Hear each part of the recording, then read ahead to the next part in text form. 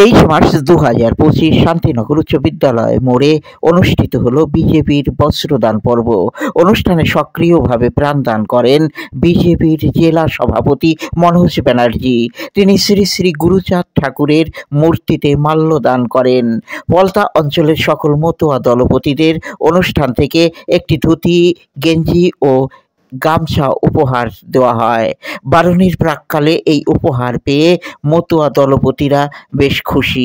রাজনৈতিক মহলের ধারণা, বিজেপির দলকে ভারী করতেই বিজেপির এই ভোট কৌশল।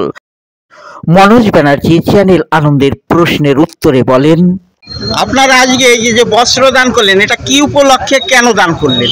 আমরা জানেন যে যেভাবে যে হরিচাঁদ গুরুচাঁদ ঠাকুরের সৃষ্টি আমাদের মতুয়া সমাজ, সেই মতুয়া সমাজের কাছে সব থেকে বড় দিন হচ্ছে যে সব থেকে বড় উৎসব যেটা হচ্ছে সে বারুণী স্নান।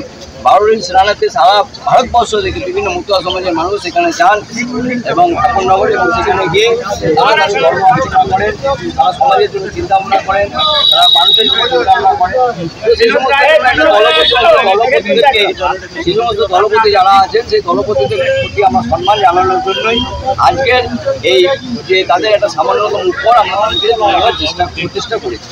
ভারতীয় জনতা পার্টির সাংগঠনিক সভাপতি হিসাবে আমার মনে হয়েছে এটা আমার প্রয়োজন আছে, তাই জন্য আমি ব্যবস্থাটা করার চেষ্টা করছি। আপনাকে চ্যানেল আনন্দের পক্ষ থেকে অসংখ্য ধন্যবাদ জানাই। হ্যাঁ, ধন্যবাদ।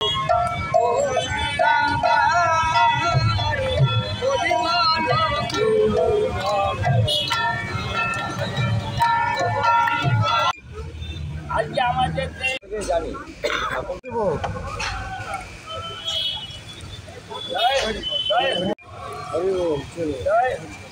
এরপরে অধীর মালা